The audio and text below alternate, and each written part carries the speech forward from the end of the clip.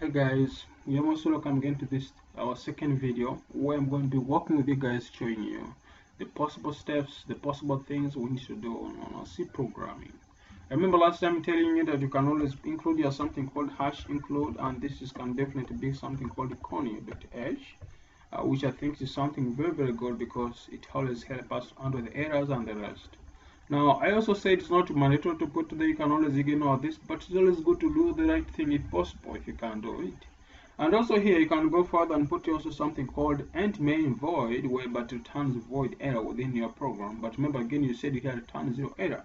So this forces your program, is like binding up a given compile errors into your program. Remember, void means in a program that do nothing. So if you have been programming C for some good time, then I think you should be knowing that. And if you're still new to C programming, it's still not a mandatory that you have to be knowing that. My point is just you understanding that you can write your C program in that. If I told you're still attending the class of C, I have my students that I lecture from different institutions around, and I have to let you know today that if you guys are watching this video, this is the right way. You can always be writing up your C program, and then you be giving up your stuff. Let me just try to break this down for you at once so that you guys can get to know. Previously, I showed you on the previous video where this return void wasn't there, and this kind of stuff, as include conio, it was also not a part of the program. But I will say boldly to now that it's also good as a practice to have that.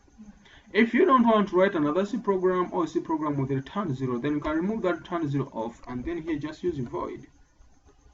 So if you say void, then you can also use your void. Remember, I said void means do nothing. If I happen to compile this program, you'll realize that for sure my program runs successfully, and there's no error in it, and is running as needed. You get? For me, if I say I want to print something down on my program, I just say print F, whereby print means a print display for me down the information, and then F means the main function. Now main is the main function that any execution of a program, anything we want to be displayed as an output comes from the main function. So definitely means here indirectly that if I happen to say maybe hello world, yes, yeah, hello world, all the programmers don't really code, so that's it. All the programmers do not really code. Yeah, I think they really do not code. I have friends of mine who are all programmers, but they don't code, you know.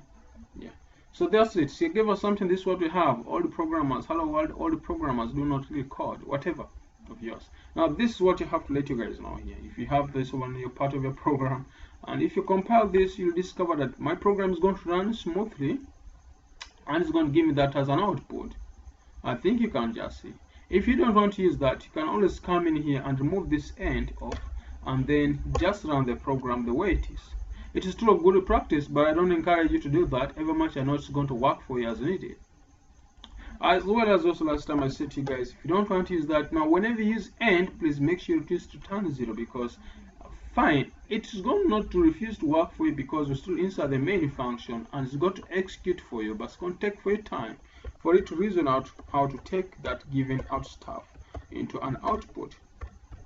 So it's always good practice to have return zero, where the program just compiles, and then when you click to run, it just pops for you out the given output. So those are three main different examples. One of them using end, another one using end, another one just using void. Then I said whenever you're using void, please don't use return zero.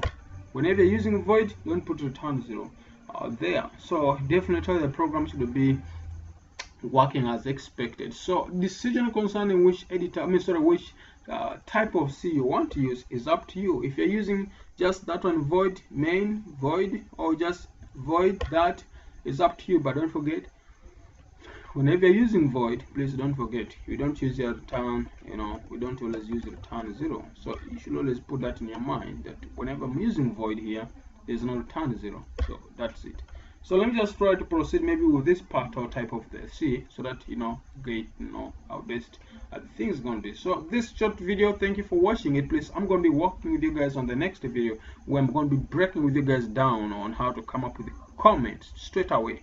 We're going to look onto comments, and then we'll see way forward. So thanks for watching this short video. If you haven't subscribed to my YouTube channel, please do that so now, so that each time I happen to upload a new video, you're going to always be notified. Thank you for watching.